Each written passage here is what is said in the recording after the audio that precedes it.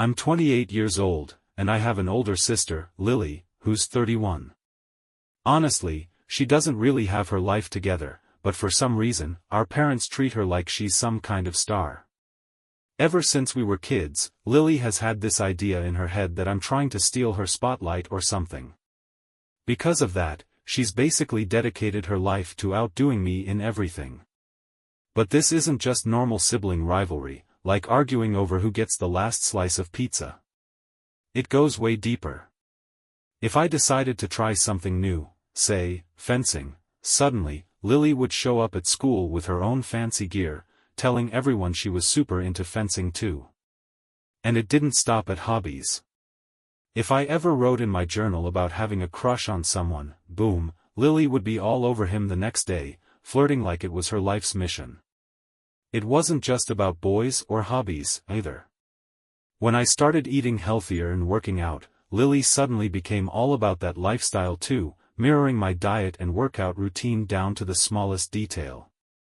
But it wasn't in a fun, let's share interests, kind of way. It was more like, I need to do everything you do, and be in all your friend groups too. If I made a new friend, I could bet money that Lily would be right there, trying to become their new best friend. The thing is, Lily's habit of copying me wasn't just annoying, it felt like she was trying to erase any sense of individuality I had. It got to the point where I felt like I couldn't have anything that was truly mine. I tried talking to our parents about how much it bothered me, but they didn't take it seriously. They just brush it off with, oh, sisters copy each other all the time, it's normal, like I was being ridiculous for wanting some space. But the real issue wasn't just the copying. It was the fact that I couldn't enjoy the things I loved without Lily turning everything into some kind of competition. I didn't want to be stuck in a constant battle over who could do something better, I just wanted to do my own thing. But Lily always had to turn it into a big deal, as if proving she was better than me was her personal goal in life. And to make things worse, our parents always seemed to be on her side. Even when I was the one who actually cared about something, they gave Lily all the attention. If she was involved in something, they'd bend over backward to show up, even taking time off work if needed. But when it was my turn, suddenly, they were too busy and couldn't make it.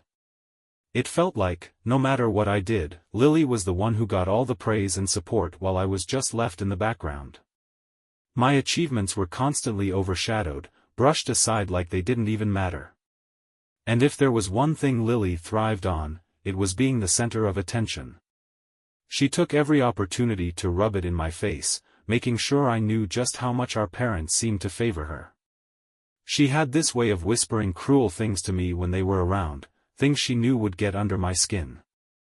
And if I so much as flinched or looked upset, she'd turn on the innocent act, pretending she had no idea why I was bothered. But when we were alone, she didn't hold back. She'd tell me straight to my face that I might as well disappear because no one would even notice I was gone. If I ever showed frustration over always being second to her, she'd mock me for it, telling me to just accept it and move on. But Lily's cruelty didn't stop at words. She bullied me physically, too, especially at school.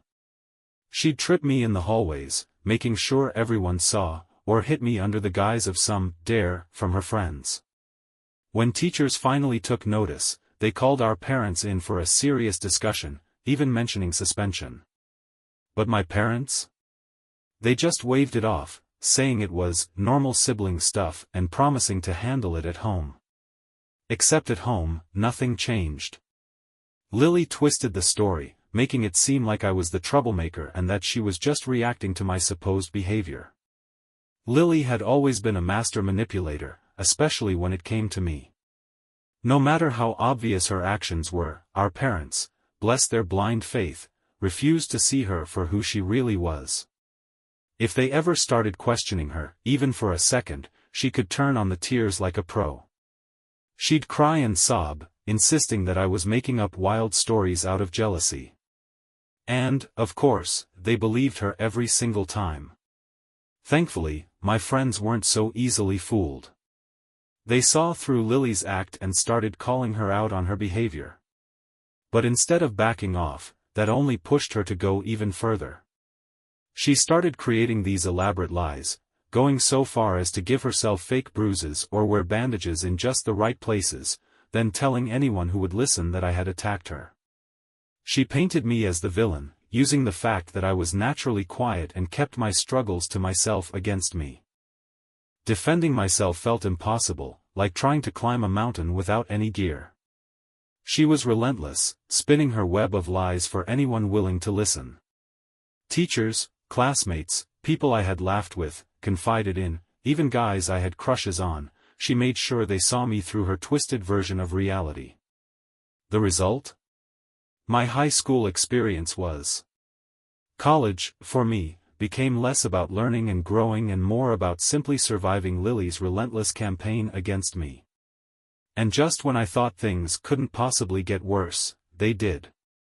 After Lily barely scraped through high school, she had to take a gap year because her grades weren't good enough for college admission. Meanwhile, I was preparing to start my own college journey. Through hard work, and maybe a little luck, I secured enough scholarships to cover my tuition. I was proud of myself, relieved even. But then came the bombshell.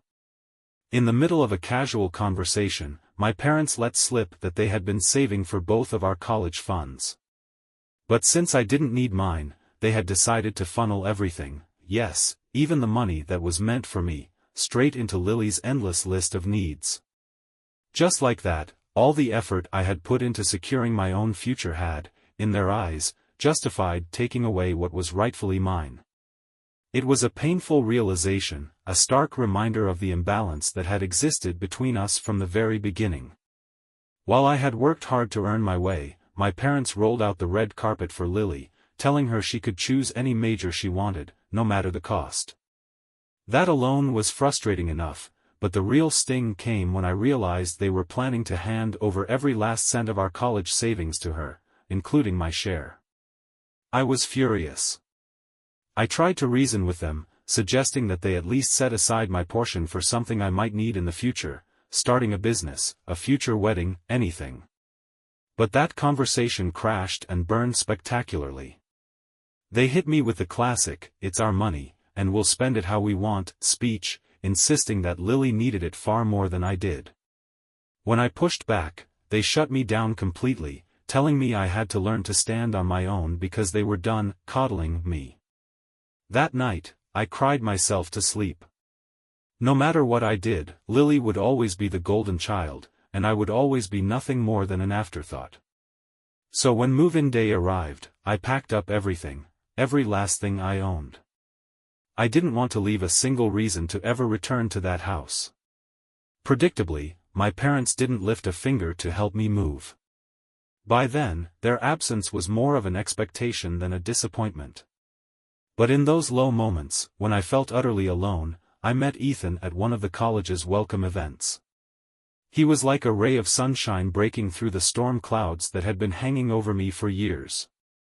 There was something so genuine about him, his kindness, that easygoing smile. Meeting Ethan felt like the start of something new, like I was finally stepping out of the suffocating weight of my family drama and into something brighter.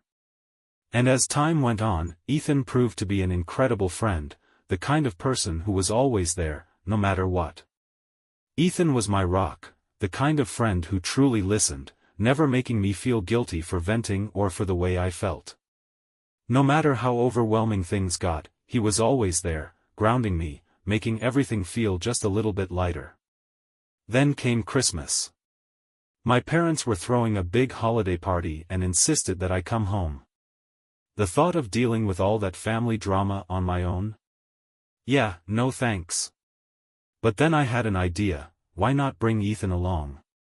It seemed like the perfect chance for my family to meet him, and maybe, just maybe, having him there would make things more bearable. I gave my parents a heads up that I'd be bringing my boyfriend and reassured them that we'd be staying in our own space but would join everyone for the big dinner. When we arrived, I could tell they were caught off guard seeing Ethan. The thing is, my parents have some pretty outdated views and tend to judge people based on appearances alone. But I was ready for this, I had already warned Ethan about what to expect.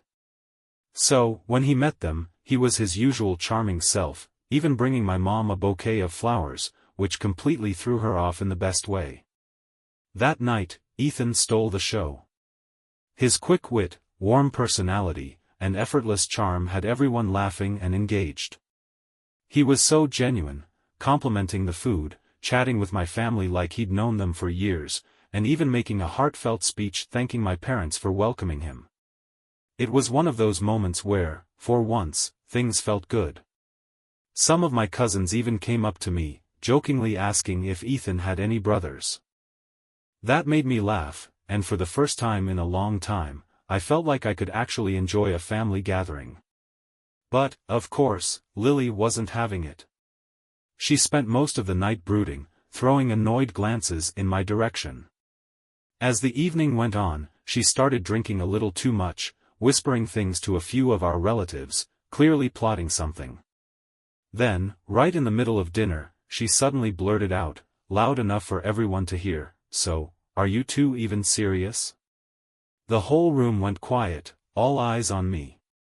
Without missing a beat, I reached for Ethan's hand and told her, "Yes, we're completely serious." But Lily, wearing that smug, know-it-all expression, wasn't done. She leaned back in her chair and, with this fake sweet voice, suggested that maybe I should consider someone who fit our family traditions better, implying, not so subtly, that Ethan wasn't a good match because he was different.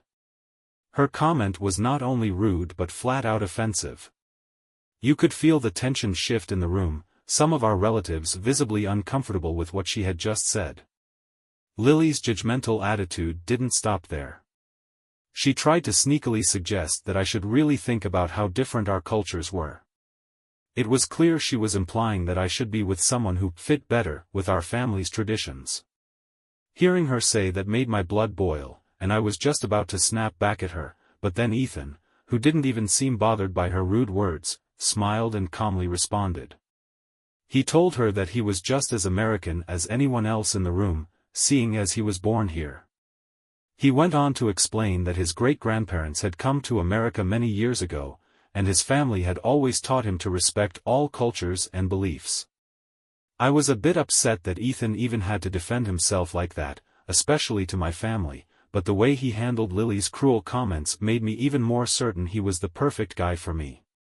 After Ethan stood his ground like that, no one in the room was really looking at Lily the same way anymore. It was obvious they didn't appreciate how she tried to publicly put down my boyfriend. The rest of the night, Lily just sulked by herself, sipping her drink and stewing in her own bitterness. After we got back to college, I was so done with her behavior that I sent her a long message, telling her how embarrassed I was to call her my sister and how I hoped she would stay out of my life. I didn't even want anyone to know we were related. Her reply? A simple text that said, "Same here."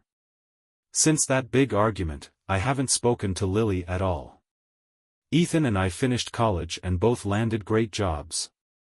3 years ago, we decided to get married. I invited my parents to the wedding, but made it clear that Lily wasn't welcome, no matter how much my mom tried to change my mind. I wanted our wedding to be special, and I wasn't going to let anything ruin that day. My parents were pretty shocked and they saw how incredible the wedding turned out. My mom was absolutely blown away. I explained to them that Ethan and I were doing quite well, and I wanted them to understand that, although Ethan's family had significant wealth, our decision to marry wasn't based on that. I'm doing well on my own too. However, looking back, I think it may have been a mistake to share so much about our financial situation with my parents. 2 years ago, out of the blue, my parents called asking for help. It turned out that they were in a tough spot since my father had retired, and they had spent all their savings fixing up the house. They asked if I could send them money every month. This was a big surprise for me because they rarely asked for such help. But, honestly, even though I always felt a little out of place in my family, it felt kind of nice to be the one they turned to for help. They said they would be really grateful if I could send them $3,000 every month. This money, they explained, would cover their bills and medical expenses, which were rising as they got older. At the time, I was doing pretty well at work, and Ethan and I were financially stable. We didn't have kids, and I had a decent paycheck, so I didn't hesitate to say yes. I guess I was a bit naive, but I felt it was my duty to help them, believing that they truly needed me. So, I started sending them money each month. When Ethan found out, he was pretty shocked. He pointed out that $3,000 a month was a lot to ask for, but despite this, Ethan and I really wanted to help, so sending them money became just a part of our routine. I never really questioned what they were spending all that money on. During this time, I started to feel like things with my parents were getting better. I wasn't sure if they were just being nice because of the money coming in, but it felt like we were finally starting to connect. I began to think that maybe I could let go of the tough times we had before and start fresh. 2 weeks ago, in the middle of a particularly hectic workday, my phone started blowing up with calls from my parents. They knew how packed my schedule was, so seeing all those missed calls immediately made me think something serious was going on. I called them back as quickly as I could. My dad picked up, asking if I could swing by their place because they needed to talk to me about something important. I agreed, feeling both curious and a little concerned. That evening, after a long day at work, I arrived at their house. Both of them looked really nervous, which made me even more uneasy. I asked if everything was okay, and that's when they dropped the bombshell. They started by expressing their gratitude for all the financial help I'd been sending their way. I wasn't expecting this at all. But then my mom started telling me something I never saw coming. Apparently, my sister Lily, whom I didn't even know was married, had been struggling with infertility. After a long period of trying, she'd finally become pregnant, but it ended in a miscarriage. That was devastating for her, and I had no idea any of this was going on. They explained that Lily was now looking into IVF, a medical treatment to help her get pregnant, but it was incredibly expensive. They needed $25,000 to cover the costs. Then, they turned to me as if they were waiting for me to do something, saying that, as Lily's sister, it was my job to help out. They went on about how family is supposed to support each other, and that this was a way for me to show that. I listened, but when they asked me for such a huge amount of money, I was completely thrown off. I reminded them that Lily and I had never been close. In fact, growing up, she made my life miserable. The thought of giving her that much money, especially with everything we'd been through, didn't sit well with me at all. My parents didn't take this well. They insisted that because I was her sister, it was somehow my responsibility to help her have a child. They even went so far as to say that since I didn't have kids of my own, the least I could do was help bring a grandchild into the family. To try and make peace, I told them I felt sorry for what Lily was going through, but I wasn't going to just hand over that kind of money as a gift. I said if Lily really needed the funds, it would have to be a loan, not a donation, and that it would have to come with clear terms. Their words hit me like a punch to the gut, especially since just moments earlier, they were all sweet and asking for money. Despite their attempts to make me feel guilty, I didn't change my mind, but I started to feel uneasy about all the money I had been sending them. I told them I needed to use the bathroom, but in reality, I had to act quickly. I snuck into my parents' bedroom and noticed my dad's phone charging on the nightstand. I knew I probably shouldn't snoop, but I couldn't shake the bad feeling in my stomach, so I decided to check his phone. That's when I saw the messages. He had been sending $1,800 every month to my sister for the past 2 years. I was absolutely stunned. My suspicions had been spot on. It felt like a massive betrayal, and it wasn't just about the money. What hurt the most was that they had lied to me and manipulated my feelings for so long. For 2 whole years, my heart raced as I processed just how much they had deceived me. I went back to face my parents, not even attempting to hide the pain their betrayal had caused me. I asked them bluntly what they had been doing with the $3,000 I sent them every month. They looked completely taken aback by my question, stammering and fumbling over their words, clearly trying to come up with a response. I didn't wait for them to figure it out. I confronted them directly about sending $1,800 every month to my sister. They went pale, unable to speak for a few moments. Then, the truth came out. They admitted they had been sending a significant portion of the money I gave them to Lily. Their excuse was that she truly needed the money, and as her parents, they couldn't just stand by and watch her struggle. Hearing that excuse made me furious. I asked them, "What about me? Didn't you think it was wrong to lie and take my money for 2 years?" They tried to justify themselves by. They said that Lily and her husband didn't make much money. My parents tried to justify their actions by claiming that since I had a big wedding and a well-paying job, they assumed taking money from me wouldn't really impact me. They even told me it was Lily's idea in the beginning, but they went along with it, thinking they were doing what was best for their children. All of that only made me feel more angry and disappointed. I had had enough. At that point, I told them I wasn't going to give them any more money and that I was done financially supporting them.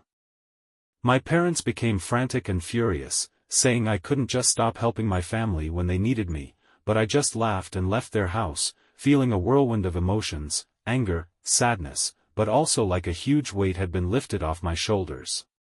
Now, as I write this, my parents keep calling me, begging me to reconsider, saying they assured me they wouldn't ask for any more money if I just didn't completely cut ties with them after everything they've done.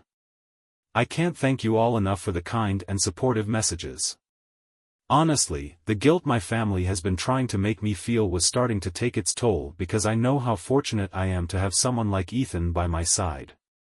It truly means the world to me that people are finally listening to my side of the story and validating my experiences. Opening up about this has been difficult because some people think I'm overreacting or fabricating everything. So, I'm really thankful to everyone who has taken the time to listen. I've discussed it all with Ethan, and he's just as angry as I am about how my parents have been deceiving me and taking my money over the past couple of years. We've made a solid decision that we're not going to let this happen again, no matter what, even if my parents fall into a rough patch. Meanwhile, my parents keep calling and texting. I've been caught in this back and forth of apologies meant to make me feel guilty, mixed with attempts to convince me to change my mind. But no matter what they say, I'm sticking with my decision to cut ties with them. It's been about 2 weeks since my last update, and something completely unexpected happened. Out of nowhere, Lily, my stepsister, decided to reach out. I was shocked because I didn't even know she still had my number. But instead of an apology or any sort of acknowledgement, she sent me a long, nasty message. She called me selfish and childish, claiming that she's never liked me. To make things worse, she accused me of being a gold digger, saying I only married Ethan for his money. She also told me I shouldn't keep all my money to myself and that our family deserves a share, just because we're family. Lily even went as far as to say that she wished she had been more cruel to me when we were younger, just so I would always remember her and what she could do. Reading that hit me hard, and I ended up crying. It felt like all the painful moments from my childhood came rushing back in an instant. I showed Ethan the message, and he was beyond furious. He told me he'd had enough of the situation and that it was time to do something about it. Ethan then created a group chat on Messenger, adding my parents, Lily, and several of our relatives. He sent out screenshots of Lily's message and explained that he was getting involved because my parents and Lily had been pressuring me into sending them $3,000 every month. He laid out all the lies they'd been telling me over the past couple of years and didn't hold back about how Lily used to torment me when we were kids. Not long after Ethan shared everything in the group chat, things escalated quickly. Our phones were buzzing non-stop with messages from relatives who were absolutely stunned. They couldn't believe how my parents had been trying to secretly take money from me like that. And as for Lily, everyone was completely shocked by how cruel and manipulative she had been. I received several calls from family members, and during those conversations, I shared more about how my parents had actually been giving Lily $1,800 every month out of the money I thought was going to them. Our relatives were furious, and as a result, my parents started getting a lot of pressure from everyone. They were so embarrassed that they ended up calling me, begging me to delete the group chat and pretend none of this ever happened. But Ethan wasn't having any of it. "No way, we're not sweeping this under the rug," Ethan said firmly. He made it clear he was done with their nonsense and warned them that if they ever tried to ask us for money again, he'd hire the best lawyers to take them to court. That really scared them, and since then, they haven't even tried to contact me. I've heard from other family members that my parents are deeply ashamed of their actions now, especially after they finally confronted Lily about everything she's done to me. They seem to genuinely regret it now, especially after seeing the proof in the messages that Lily had been bullying me, just like I had told them all along. But honestly, I feel like their apologies are way too late. I've made up my mind to keep them out of my life and focus on being happy with Ethan, away from all the drama. Hey everyone, I just wanted to say thank you all so much for your incredible support. You all really rock. I wish I could reply to each of you individually, but honestly, my fingers would probably fall off if I tried. Since my last update, I've been completely overwhelmed by the amazing support I've received from all of you. It's been incredible. Both Ethan and I are considering seeing a therapist to help us work through the tough emotions I've been dealing with, especially when it comes to cutting ties with my parents and processing the betrayal from my family. On the bright side, all the love and encouragement from my cousins and other relatives have really made me feel confident that I made the right decision. So far, there's been total silence from my parents and Lily, and after what Ethan said, I'm pretty sure it's going to stay that way. I'm focusing on taking care of myself and concentrating on the positive aspects of my life, especially the time I get to spend with Ethan. I know it won't always be easy, but I'm staying hopeful. With the right people by my side, I truly believe things will get better. I'm really hoping this will be the last update I need to give you all on this.